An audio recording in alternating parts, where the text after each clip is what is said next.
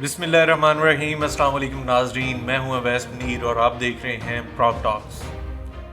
Real estate पूरी दुनिया में खरबों डॉलर्स के अंदर होने वाला बिजनेस है।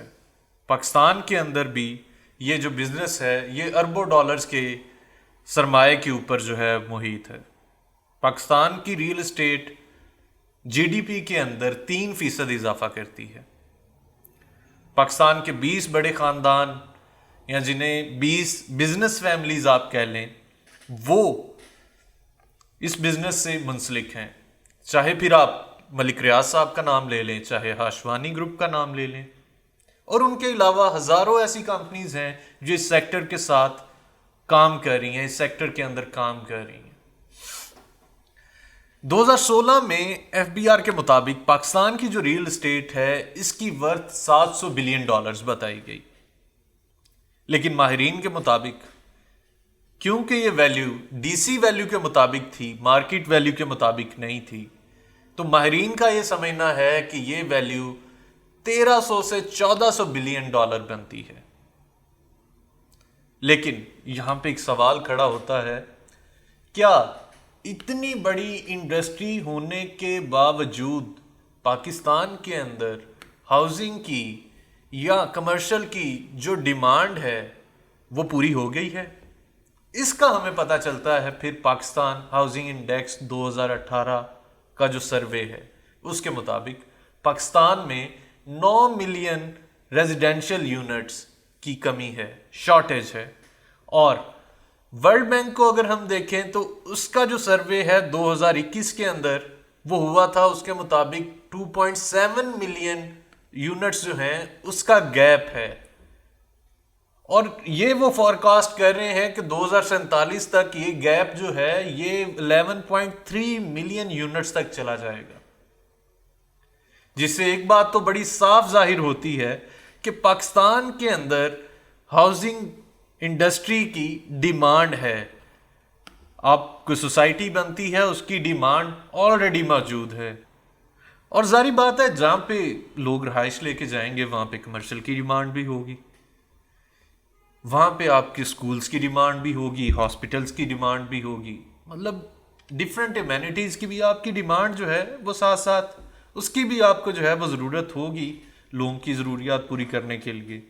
इसलिए प्लान जो है वो सोसाइटीज़ उनकी ज़रूरत है। इसके लिए डिफरेंट इकदाम जो हैं वो गवर्नमेंट की तरफ से भी किए गए प्रीवियसली, मुतवसत तबके के लिए भी, मिडिल क्लास के लिए भी ऐसी स्कीम्स आई जो प्रीवियस गवर्नमेंट्स के अंदर आई और जो लास्ट गवर्नमेंट थी उसके अंदर भी आई।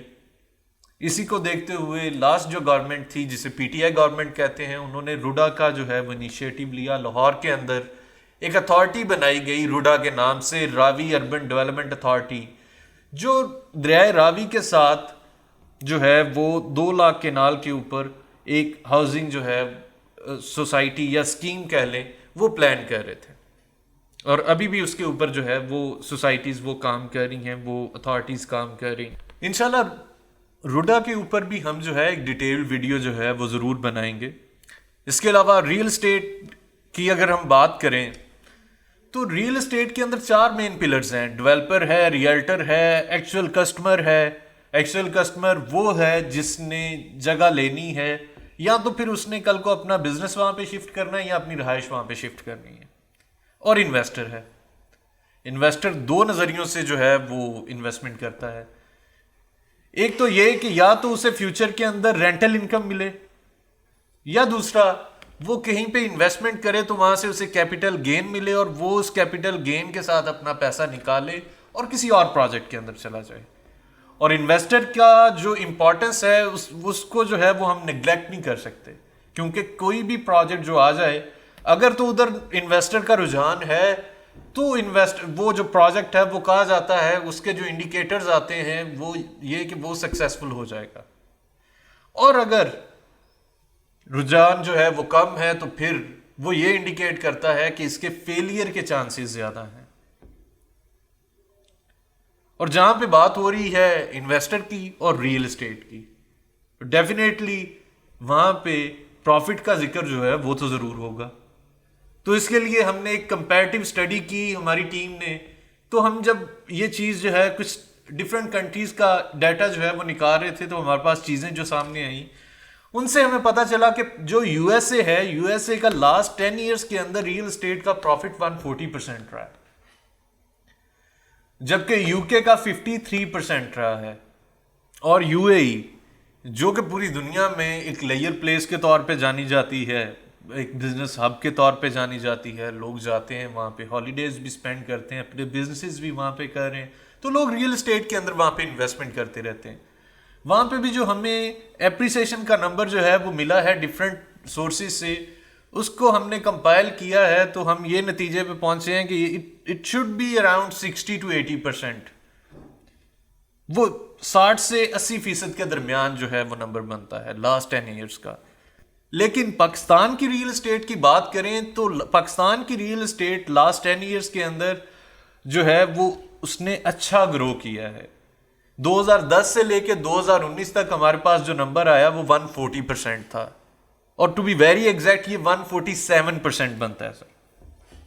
लेकिन उसके बाद 2 साल ऐसे रहे जहां पे रियल एस्टेट के अंदर हमें काफी तेजी देखने को मिली।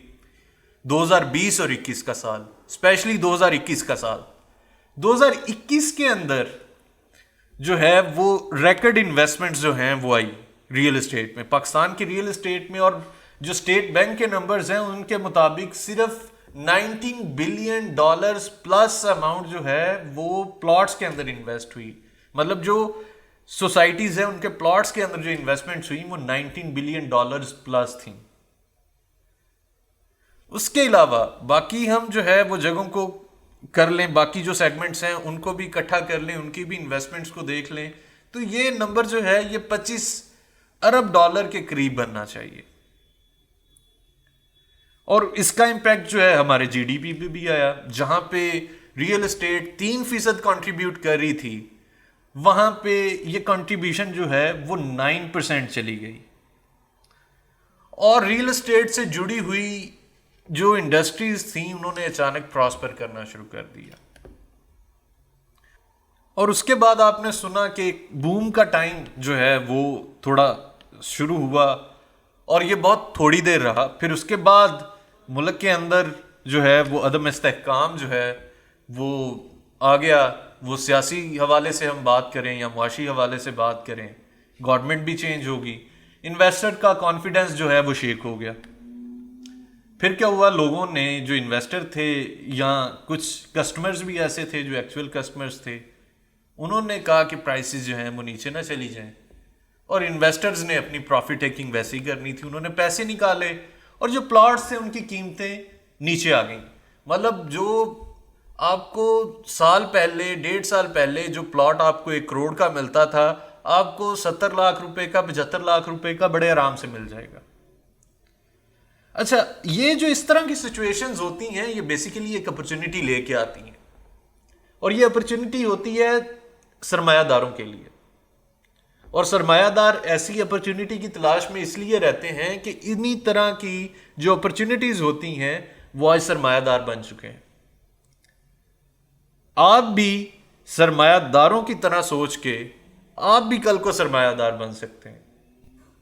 और वो अपॉर्चुनिटी क्या है जानने के लिए आप देखते रहिए प्रॉप टॉक्स। इंशाअल्लाह आपसे मुलाकात होगी नेक्स्ट एपिसोड में। तब तक मुझे इजाजत दें। अल्लाह हाफिज।